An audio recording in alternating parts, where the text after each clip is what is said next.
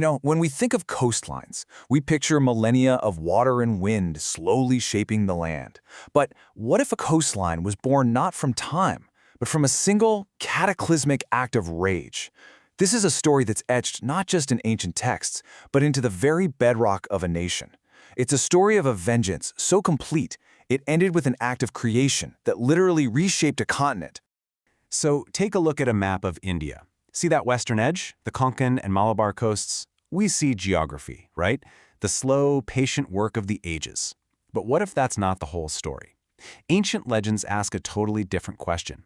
What if this land wasn't drawn by water, but was carved by an axe still dripping with the blood of kings? And that is the incredible legend we are diving into. The idea that this huge stretch of land was born from the final, furious act of a man who had just waged a war of annihilation against an entire ruling class. To really understand the coast, first you have to understand the man and his weapon. Yeah, to get the story of the coastline, you first have to get the story of the man and the weapon that gave it its name.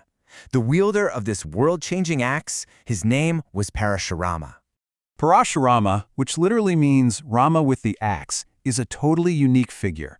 He's a Brahmin sage, a scholar, a man of learning, but he's also one of the most feared warriors to ever live. And what's more, he's a Chiranjeevi. That means he's one of a handful of immortals destined to walk the earth until our entire cosmic age comes to an end.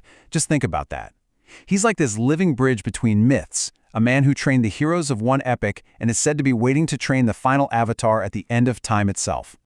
So what on earth could push a being like that to wage a war of total extermination? Well, the answer doesn't start with a single act. It starts with the sickness of an entire era, a time when the sworn protectors of the land had become its predators. So you've got these two worlds, and they are on a collision course. On one side, you have the simple ashram of Parashurama's father. It's a place of peace, sustained by this divine cow, Kamadinu, who could magically provide for everyone. And on the other side, you have the world of the Kshatriyas, the warrior class. Their duty was to protect, but their greed had turned them into absolute tyrants. And this is where it all ignites. A powerful king, Kartavirya Arjuna, visits the ashram. He and his entire army are fed by this single, miraculous cow. But seeing its power doesn't fill the king with gratitude. It fills him with greed. He demands the cow. The sage refuses, saying it belongs to the divine. And that was a refusal this king just could not handle. The king's wounded pride unleashed a terrible, terrible violence. An act so brutal, it would light a fire of vengeance that would scour the land for generations to come. 21. I want you to remember that number. It isn't random. It's a number that was paid for in blood, and it would become the terrifying measure of a son's revenge. When Parashurama got back to his family's ashram, he found it completely destroyed. His father, the sage Jamadagni, had been brutally murdered by the king's men, and on his body they had left 21 distinct wounds. And in that moment of absolute grief and rage, a vow was forged. He picked up his divine axe, a gift from the god Shiva, and he declared war. Not just on one king, but on the entire corrupt Kshatriya class. For every single wound his father suffered, he would cleanse the earth of their tyranny. 21 wounds, 21 purges. Now you have to understand, this wasn't just one war. It was a relentless, generational purge. He became this force of nature, a storm that kings would whisper about in fear. For generations, he hunted down tyrants, he shattered dynasties, and he cleansed the land, again and again and again, until the very idea of a corrupt warrior king was broken.